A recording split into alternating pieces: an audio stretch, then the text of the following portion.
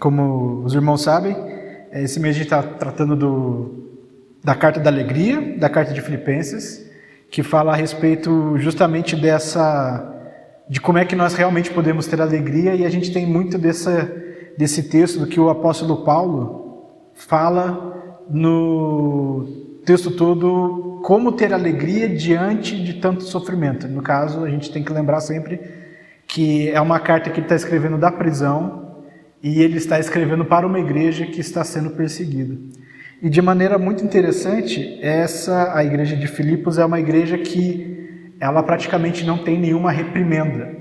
Se a gente comparar até com a igreja de Coríntios, que a gente viu alguns 2, 3 meses atrás, que ele deu uma bela puxada de orelha, e a gente tem outras cartas também, várias outras cartas que ele está sempre puxando a orelha dos irmãos das igrejas. Filipenses é uma igreja que ele só dá incentivo, exorta para tentar os irmãos se manterem alegres, e isso é tanto por conta diante da perseguição que eles estão sofrendo, eles ainda se preocuparem com ele, quanto também o amor que o apóstolo Paulo tem por aquela igreja, né? Ele ama todas as igrejas, né? Ele sempre deixa isso bastante claro, mas em Filipenses o modo como esse amor se parece, como esse amor é passado pelo apóstolo Paulo, é por esse ânimo, essa tentativa de ânimo, de alegria que ele tenta dar a cada um desses irmãos, né? Toda a igreja. E na última semana a gente olhou com um pouco mais calma sobre o que é alegria. A gente viu como alegria, no fim das contas, é essa tentativa nossa de tentar fugir da morte, né? A gente tenta esquecer da morte através de prazeres, satisfações ou alegrias, né? E diante da morte, a gente sempre tem apenas duas saídas, né? Ou a gente realmente fica buscando alegria para se distrair até esquecer da morte totalmente, né? Fazer a gente esquecer que nós somos finitos. Ou a segunda saída é, sendo discípulo de Cristo, descansar em Cristo, porque Jesus venceu a morte.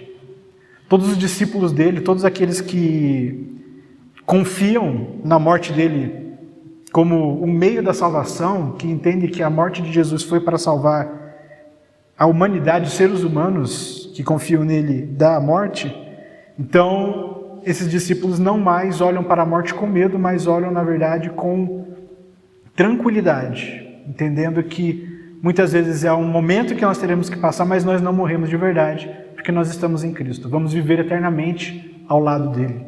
Nosso espírito vai diretamente para a presença de Deus Pai. E para continuar essa série de mensagens, para a gente falar a respeito ainda sobre alegria, a gente vai falar basicamente só sobre alegria, mas sobre diversas perspectivas diferentes e como afeta a nossa maneira de ver quando a gente descansa em Jesus de verdade, né? E hoje, especificamente, eu queria encorajar os irmãos a entenderem a alegria como um compromisso que tem que ser assumido por todo discípulo de Cristo. E isso é uma coisa interessante, porque a gente novamente, a gente não pensa a alegria como um compromisso, a gente pensa a alegria como um sentimento, né? E o que o apóstolo Paulo, o modo como o apóstolo Paulo está se expressando aqui a respeito da alegria, parece muito com um tipo de compromisso que ele tem e que também a igreja de Filipos tem. E sendo o capítulo 1 de toda a carta dele, e especialmente aqui em Filipenses, a gente vê essa questão de apresentação e essa questão de como é que o apóstolo Paulo realmente se relaciona com as pessoas ali nessa carta de Filipos, pelo menos, a gente vê que existe essa dinâmica de compromisso de um para com o outro, né? Do apóstolo Paulo para com a igreja e da igreja para com o apóstolo Paulo também. Junto tudo isso, a questão da alegria, né? Então, para a gente tentar entender um pouco como é que a gente pode assumir a alegria como um compromisso, eu vou tentar falar a respeito de 3 coisas, né? Como a alegria é uma expressão de amor, como o amor gera compromisso e como a alegria se torna compromisso. Como a alegria pode se tornar compromisso. Então, para a gente poder refletir disso, já vamos fazer a leitura então desse texto de Filipenses, capítulo 1, versos 20 a 30. Minha grande expectativa e esperança é que eu jamais seja envergonhado, mas que continue a trabalhar corajosamente como sempre fiz, de modo que Cristo seja honrado por meu intermédio, quer eu viva, quer eu morra. Pois para mim, o viver é Cristo e o morrer é lucro. Mas se continuar vivo, posso trabalhar e produzir fruto para Cristo. Na verdade, não sei o que escolher. Estou dividido entre os dois desejos. Quero partir e estar com Cristo, o que me seria muitíssimo melhor. Contudo, por causa de vocês, é mais importante que eu continue a viver. Ciente disso, estou certo de que continuarei vivo para ajudar todos vocês a crescer na fé e experimentar a alegria que ela traz. E quando eu voltar, terão ainda mais motivos para se orgulhar em Cristo Jesus, pelo que Ele tem feito por meu intermédio. O mais importante é que vocês vivam em sua comunidade de maneira digna das boas novas de Cristo. Então, quando eu for vê-los novamente, ou mesmo quando ouvir a seu respeito, saberei que estão firmes e unidos em um só espírito, em um só propósito, lutando juntos pela fé que é proclamada nas boas novas. Não se deixe intimidar por aqueles que se opõem a vocês. Isso é um sinal de Deus de que eles serão destruídos e vocês serão salvos. Pois vocês receberão o privilégio não apenas de crer em Cristo, mas também de sofrer por Ele. Estamos juntos nessa luta. Vocês viram as dificuldades que enfrentei no passado e sabem que elas ainda não terminaram. Tem uma imagem que eu sempre, provavelmente eu já usei aqui, que geralmente eu me repito muito nos exemplos, né? Porque provavelmente é o modo como eu construí, eu entendi, como eu consegui entender algumas coisas a respeito de quem é Deus e algumas coisas da Bíblia, né? E um exemplo muito bonito que eu ouvi a respeito da criação, de por que todas as coisas vieram a existir, por que Deus criou o mundo, por que Deus criou o homem. E o exemplo mais interessante, mais bonito até que eu ouvi, é sobre como Deus, que é trino, que já isso sozinho só dá uma explicação gigante, né? Que Ele é Deus Pai, Deus Filho, Deus Espírito Santo. Como que nessa comunhão, como nessa união de três pessoas em uma só essência, a gente tem uma comunidade totalmente feliz, totalmente amorosa, totalmente alegre. E que essa união entre o Pai, o Filho e o Espírito Santo é uma coisa tão vibrante, é uma alegria tão inesgotável, tão imensurável, de que a tal ponto que essa alegria se derramou, se espalhou e se expandiu para além do próprio Deus. É quase como, não é exatamente isso, mas é quase como se as coisas vieram a existir por causa da alegria de Deus que estava transbordando. É quase como sem querer Deus criou todas as coisas, mas não é o caso. Obviamente ele teve um projeto, ele quis criar todas as coisas.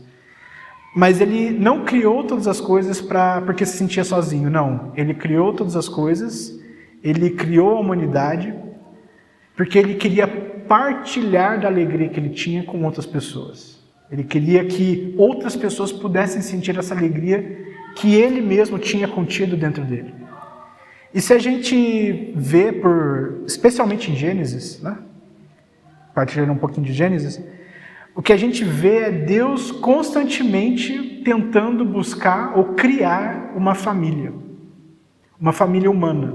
Ele está constantemente querendo fazer com que o amor dele seja sentido, seja dividido, seja partilhado com outras pessoas, que outras pessoas participem da família e da vida dele.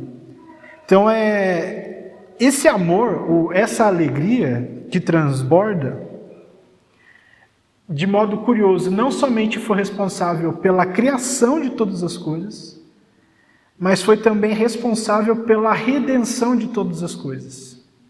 Ou seja, Jesus, quando estava na cruz, apesar de ser um momento profundamente triste, um momento profundamente complicado, porque era justamente a expressão de como o ser humano odiava Deus e não queria Deus diante dele, nós temos, apesar dessa rejeição do ser humano, nós ainda assim temos o derramamento da graça de Deus, da alegria de Deus na vida daqueles que estavam seguindo a Cristo. Quando Jesus morre na cruz e leva para si todos os pecados da humanidade, ele estava não somente tirando os pecados da nossa vida, da vida de cada pessoa, mas permitindo que alegria e amor fossem colocados no coração de cada um. E é isso que a gente vê em Atos. Quando a gente tem em Atos lá o momento que os discípulos falam em línguas e que vêm labaredas como se fossem fogo, justamente a manifestação do Espírito Santo no meio dos discípulos de Cristo, nós temos justamente esse selo que Deus coloca em nossos corações através do Espírito Santo. É o Espírito Santo, Deus Espírito Santo, vindo habitar na vida e no coração de cada um dos discípulos. E isso acontece até hoje com todo aquele que se converte e admite que Jesus morreu por ele, né? E é muito engraçado, muito, talvez até difícil pensar, porque é uma coisa muito louca, né? A gente pensar que Deus, Espírito Santo, ou seja, Deus, está dentro de nós também. Então é quase como se fosse uma maneira de pensar que Deus realmente é infinito, né? Deus, ele está lá no alto, nos céus, no paraíso. Deus está também em Jesus, porque Jesus é Deus. E ao mesmo tempo Deus está dentro de nós, dentro de cada um de nós, dentro de cada cristão, de cada discípulo de Cristo. É como se o Espírito Santo se tornasse, no fim das contas, um elo, uma linha, uma corda, que une o meu coração ao seu coração, que une de volta a mim, e que no fim de tudo une também de volta para Deus, para Jesus Cristo. É uma linha que se estende, que vai, sabe aquela, é quase que uma cama de gato, uma cama de gato com várias linhas se ligando em vários pontos diferentes e que vão, por fim das contas, para um lugar específico, né? Que é, no caso, cama de gato não, né? Ela fica só dando voltas. Mas essa volta toda acontece entre nós, igreja, e também com o próprio Deus. E essa linha é o Espírito Santo, de alguma forma, né? Ela nos liga a Deus e nos liga uns aos outros. O que nos torna justamente corpo de Cristo, nos torna justamente um único povo. Nós somos todos um. E é por isso que é difícil pensar a respeito disso, é muito abstrato. A gente só consegue tentar entender, começar a entender através dessas ilustrações pequenas, né? E se a gente, novamente, como eu falei, lembrar que Deus criou todas as coisas por causa do transbordar da alegria dele, essa vinda do Espírito Santo aos nossos corações, a nossa presença, é também o derramar da alegria de Deus novamente, só que dessa vez diretamente, de maneira direta, na garrafa vazia que nós somos, ou numa taça que nós somos, né? Uma taça vazia, cheia de nada, né? Só com ar, e o Espírito Santo preenche com amor, com a alegria dele. A alegria, então, é uma expressão do amor, porque ela é justamente essa expansão ilimitada, essa alegria que não é contida dentro de Deus. Deus é pura alegria, puro amor. E nós somos, como cheios de Espírito Santo, também somos cheios de amor e de alegria e de paz. Uma imagem sempre bonita que eu lembro, que eu penso, essa eu não falo tanto, mas é muito bonita, que tem o livro As Crônicas de Nárnia, que As Crônicas de Nárnia é uma história de fantasia, né? Mas o autor, né, o C.S. Lewis, ele, dentro dessa história de fantasia, tem um personagem que é um leão. E esse leão é literalmente Jesus. É como se fosse Jesus naquela história, personificado naquela história através de um leão. E tem uma cena nos livros, não tem um livro, tem um filme, mas essa cena não tem no filme, né? Só tem nos livros. Que o leão entra num lugar todo vazio, cheio de nada, e o leão ele começa a cantar. E conforme ele canta, as coisas vão sendo criadas. É como se, conforme ele vai cantando, a água vai aparecendo, o chão vai crescendo, as plantas vão ganhando vida e animais vão aparecendo, vão nascendo. Essa imagem que se tem de um leão cantando, que eu acho que é muito bonita, ela mostra um pouco, como uma canção também é uma expressão de alegria, geralmente, essa imagem do leão cantando mostra, pelo menos para mim, me faz lembrar, muito como talvez Deus tenha criado e dado vida a todas as coisas, cantando alegremente, trazendo vida a todas as coisas através de uma canção e provavelmente dando nova vida, nova esperança aos nossos corações também através de uma canção, através do Espírito Santo. E a alegria como expressão do amor é justamente essa presença do Espírito Santo em nós, como a gente tem visto até aqui. E nós, como somos ligados pelo Espírito Santo, como um corpo, como uma unidade apenas, com essa linha que sai do nosso coração em direção ao coração do próximo, ela gera uma coisa em nós que não só acontece, mas geralmente acontece em ambientes ou familiares ou ambientes que pessoas precisam trabalhar em conjunto, que é justamente essa ideia do comprometimento. O comprometimento ele é um sinal de amor, porque ele nos leva a tomar algum tipo de fardo para que o outro que está recebendo o nosso compromisso seja de alguma forma edificado, seja de alguma forma transformado, seja de alguma forma cuidado. Então, como eu estava falando, estou com um gato me adotou, né, ali no apartamento, e querendo ou não, quando a gente tem um bicho por perto, a gente quer de alguma forma cuidar dele, e começa a ter algum tipo de compromisso com aquele animal, né, com aquele bichinho. E o compromisso que a gente geralmente tem com aquele animal, com aquele bichinho, é o de dar comida e água, né? Mesmo que seja um pouquinho, só para agradar, dar um carinho de vez em quando e tal. E algumas vezes a gente também precisa corrigir o animal. Ou a gente pode até pensar da mesma forma com filhos. Quando a gente tem um filho, a gente tem um compromisso muito grande. Porque o filho precisa de cuidado e também precisa de correção para que ele cresça adequadamente, vamos dizer assim. A gente já falou a respeito disso de plantas também na última série. Compromisso é uma expressão também de amor, porque ele nos faz assumir um fardo, carregar um fardo que permite que aquela outra pessoa, aquele outro ser, nesse caso de Jesus, o nosso próximo, possa se desenvolver da maneira correta, de uma maneira mais saudável, de maneira mais adequada. Receber amor, por assim dizer. E esse comprometimento, esse compromisso, por parte de quem recebe, de alguma forma gera um sentimento de pertencimento. A pessoa quando se sente cuidada, quando ela se sente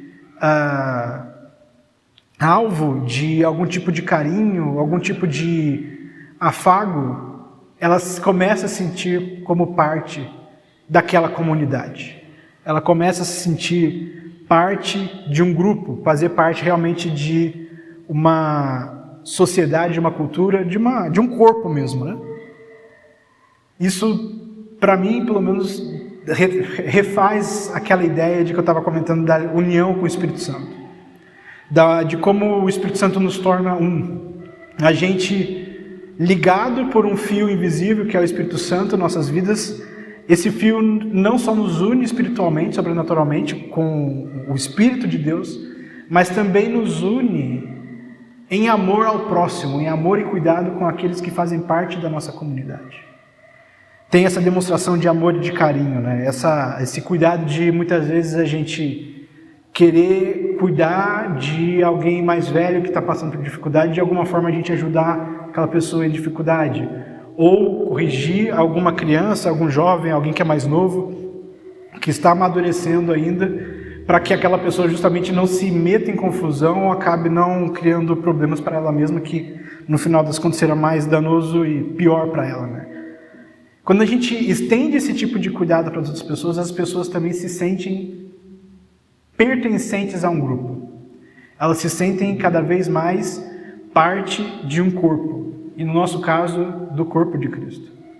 E muito do que a gente tem até visto, né, que é um pouquinho que a gente viu no discipulado, a ideia do discipulado é justamente esse cuidado mútuo de alguém mais velho cuidando de alguém mais novo na fé. É esse amparo, esse cuidado, esse constante caminhar, cuidado mútuo. E aí cada vez mais a gente vai se permitindo sentir esse acolhimento de um para com os outros. É um amor que vai ficando cada vez mais forte, não só sobrenaturalmente, ou talvez por causa do elemento sobrenatural do Espírito Santo, vai permitindo que a gente possa viver de maneira cada vez mais amorosa, verdadeiramente no cuidado e algumas vezes talvez com algum tipo de atrito, mas sem perder o respeito, sem perder o carinho, sem perder a admiração. Um exemplo, nesse caso, outro exemplo de como amor pode gerar comprometimento, quando a gente vai para o grego, eu já estou viajando demais, né, na parte do grego aqui, tem uma palavra em grego que ela tem, se não me engano é storge, eu estou tentando lembrar o nome da palavra, storge, se não me engano, e que justamente um desses autores que eu geralmente falo, o C.S. Lewis, ele fala no livro Os Quatro Amores, de que esse amor storge, de amizade, significa amizade, é um amor que é muito raro, muito difícil de se conseguir. Ele não é necessário para a nossa vida, mas enriquece muito a nossa vida. E que só acontece, esse amor só acontece quando duas pessoas estão olhando para um objetivo em comum. Quando estão olhando para o norte. Né? Um norte, uma coisa em comum. E o exemplo que geralmente se traz para falar desse tipo de amor são de cenas de guerra, né? Filme de guerra, série de guerra. E o motivo disso é que quando as pessoas estão numa situação de guerra, os filmes e a série geralmente ilustram bem isso pra gente, é como as pessoas, no início, mesmo sem se conhecerem muito bem, elas assumem automaticamente um compromisso de cuidado com o companheiro de combate ali, automaticamente. E conforme o tempo vai passando, os combates vão passando, esse comprometimento vai aumentando e vai criando realmente um laço, não é exatamente um carinho, pelo menos, mas é justamente algo muito mais baseado no compromisso. E mesmo que aquelas pessoas nunca mais se encontrem, quando terminar a guerra e elas voltarem para casa, mesmo que elas nunca mais se encontrem, elas ainda assim partilham um tipo de companheirismo, elas partilham alguma coisa que elas se orgulham. Falam, isso aqui foi o que nos tornou mais fortes, isso aqui permitiu que a gente continuasse vivo. Seja no caso da guerra, um combate, pelo menos a tentativa de se manter vivo, ou no nosso caso, dentro da igreja, o desejo de avançar o reino de Deus. É algo que une as pessoas e permite que elas passem por qualquer sofrimento, porque elas estão cuidando umas das outras, elas assumem esse compromisso, mesmo que não intencionalmente. Mesmo que haja muita briga, tem sempre, como eu falei, sempre série que tem isso, que o pessoal sai no braço algumas vezes por algum tipo de discordância, mas na hora do vamos ver, na hora do combate real, um está cuidando das feridas dos outros. Um está carregando o outro no braço quando tiver necessidade. Um dá o armamento para o outro quando tem a necessidade também. Pode haver divergências, mas todos estão juntos no mesmo caminho e também interessados que todos estejam bem, né? Por mais problemas que uns tenham com os outros. Então, isso é um tipo de amor. Esse compromisso, esse cuidado que uma pessoa tem com o outro, é um tipo de amor. E é um amor que a gente vê muito aqui, justamente, na carta de Filipenses com o apóstolo Paulo.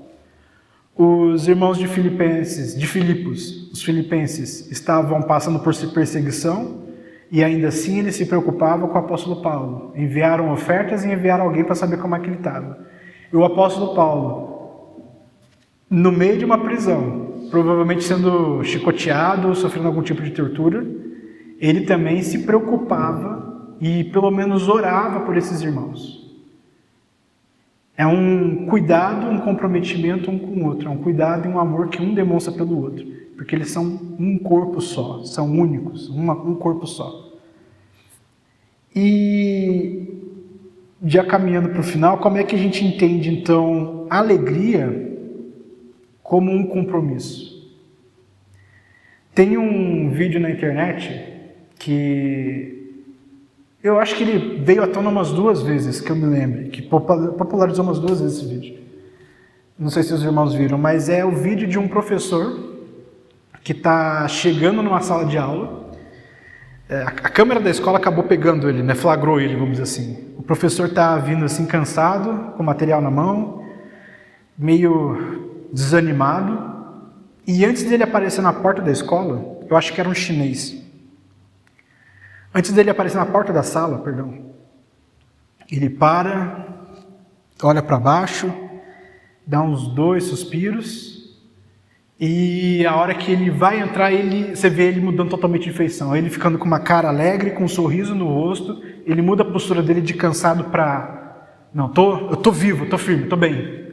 Aí a hora que ele realmente tomou, não foi uma coragem, mas ele tomou esse ânimo, com um sorriso no rosto, aí ele entra na sala de aula. E comentando a respeito disso, ele fala: o compromisso que eu tenho com os meus alunos é de eu parecer bem para que eles também estejam bem. Veja, foi um tipo de compromisso que ele gerou com os alunos, que ele criou com os alunos, para dar ânimo para eles. Ele mesmo estando cansado, ele mesmo estando desanimado, ele puxa de fardo para ele, para parecer bem, parecer animado, e ele entra na sala para poder conseguir ensinar os alunos e permitir que eles também fossem edificados, crescessem de alguma forma durante a aula. E esse é o tipo de compromisso que eu entendo que todo discípulo de Cristo tem que assumir. A gente geralmente pensa a alegria como um sentimento, como eu falei, né? Só que a alegria não é, ou não precisa ser necessariamente um sentimento. A gente sempre fica a gente fica sempre assumindo uma posição de querer esperar que o sentimento venha pra gente poder sentir ele e poder agir daquela forma, né? Então, é quase a mesma coisa com o perdão. A gente fala, não vou perdoar porque eu não sinto que eu devo perdoar agora. Ora, se você não sentir que deve perdoar, talvez você nunca perdoe. A questão é que, pelo menos para o perdão, você precisa perdoar para que você esteja leve o suficiente para seguir em frente. Porque o perdão tem aquela frase, né? É uma frase, um ditado, que fala que o perdão é um veneno que você toma esperando que o outro morra. No fim das contas, o não querer perdoar, o não desejar perdoar, ou esperar ter o sentimento de estender o perdão, no fim das contas, só está causando mal a nós mesmos se nós não tomamos esse compromisso de perdoar. Da mesma forma, a alegria, se a gente fica esperando termos essa sensação de alegria, talvez ela nunca venha. Porque muitas vezes a gente cede ao cansaço, a gente cede ao ressentimento, a gente cede à tentação de ficar se vitimando e jogando a culpa em cima dos outros, de ficar ranzinza e ficar se queixando, ficar murmurando constantemente. Se a gente se lembrar na primeira pregação que eu falei, acho que na semana passada também, Jesus estava constantemente em festas. E por ele estar em festas, nós estamos sempre buscando de alguma forma nos alegrar, porque a gente sempre acha inconscientemente que Jesus vai estar lá naquela festa. E a gente quer encontrar Jesus, quer encontrar alegria. E de modo semelhante, a gente, no caso inverso agora, às vezes a gente acha que Deus é alguém chato, é alguém ranzinza, é alguém mandão, e talvez até seja por isso que muitas vezes cristãos têm medo de morrer, porque já vi muita gente, não cristãos falando, mas gente que não é da igreja falando que o céu deve ser muito chato, deve ser muito monótono, não quero ir para lá. O inferno é que é bom, que é animado. Muita gente pensa assim. Só que a gente confunde que, na verdade, o inferno é que realmente é um lugar de sofrimento e o céu é que é realmente um lugar de alegria. Como eu falei, Deus é alegria. Ele é amor. A gente pensa que o céu é um lugar chato, mas ele é o melhor lugar que a gente pode estar. É o lugar mais alegre que a gente pode estar. E nós, como discípulos de Cristo, precisamos entender que esse lugar de alegria, porque Deus é alegre, porque está cheio da presença de Deus, deveria estar de alguma forma se fazendo presente também no meio de nós como comunidade de Cristo. Porque se o Espírito Santo é Deus e Deus, o Espírito Santo, está em nossos corações, nós temos um pouco dessa fagulha de alegria, de ânimo. E não somente porque essa alegria vem, não somente porque a gente não tem medo da morte, mas porque nós também assumimos o compromisso de estarmos alegres também por aqueles que estão chateados e que estão tristes e que estão passando por dificuldades. É como professor, a gente assume o manto de alegria para poder tentar de alguma forma também trazer alegria e ânimo para as outras pessoas naquele lugar, para a gente caminhar todos juntos numa mesma direção. Cuidado é a ajuda que a gente vê em filmes e séries de guerra. São as armas que a gente pega e empunha também para defender os nossos irmãos. É a alegria que a gente espera e se enche através do Espírito Santo, a partir de Deus, e que permite que a gente esteja junto, sempre cuidando dos nossos irmãos. A alegria é uma maneira de a gente ter compromisso com os nossos irmãos, porque ela é algo que nos enche a partir de Deus e que também, através de nós também possamos encher os nossos irmãos com o Espírito Santo. E aí já para terminar mesmo, como eu estava falando, o Espírito Santo nos liga todos como um fio, vamos dizer assim, como um fio de barbante ligando o coração de todos nós. E da mesma forma que cada um de nós somos morada do Espírito Santo, a comunidade, ou seja, as pessoas, o ajuntamento de pessoas, também é morada do Espírito Santo, também é morada de Deus. Quando a gente fala que, quando há o versículo, quando a gente vê o versículo falando que quando 2 ou 3 estiverem reunidos em meu nome, eu estarei lá, é porque a união do corpo de Cristo, mesmo que sejam 3 pessoas, faz com que Deus esteja presente, através do Espírito Santo no coração de cada um. O vir para a igreja, para cantar junto, para ouvir a palavra de Deus juntos, nós, através disso, podemos sentir a presença de Deus, não somente porque Ele está espiritualmente em nosso meio, mas também porque Ele está no coração de cada um dos irmãos. Deus pode falar conosco através da vida dos nossos irmãos, não somente através do texto bíblico, embora o principal seja através do texto bíblico. Mas algumas vezes, em algumas circunstâncias difíceis, o ânimo vem através da vida dos nossos irmãos. Bondoso Deus, eterno Pai, somos gratos a Ti porque temos alegria real, ó Deus. Embora falemos muitas vezes de maneira um pouco desanimada, mesmo durante o culto, normalmente não pensamos que este seja um culto animado, muitas vezes, mas o Senhor se faz presente e isso é alegria mais que o suficiente para nossos corações estarem vibrantes, ó Deus. Mesmo que sejamos contidos em nossa demonstração, nós sabemos que o nosso coração exalta a Ti e descansa, está aliviado e satisfeito em Ti, Senhor. Pedimos que o Senhor esteja continuamente nos visitando e nos dando desse amor sem fim, ó Deus, que o Senhor tem. Esteja nos enchendo da sua alegria e que a alegria que o Senhor coloca em nossos corações possa ser também um meio para espalhar a alegria do Senhor para os nossos irmãos e para aqueles que ainda não Te conhecem, ó Deus. Que essa alegria possa ser o meio pelo qual nós possamos passar por qualquer dificuldade, seja quando estamos apenas contigo, ó Deus, seja quando especialmente estamos juntos como o corpo de Cristo, como o corpo que o Senhor formou através da igreja, Deus. Pedimos que o Senhor encha cada vez mais as nossas vidas e a nossa comunidade da alegria do Senhor. Esteja conosco, Senhor, em nome de Jesus. Amém.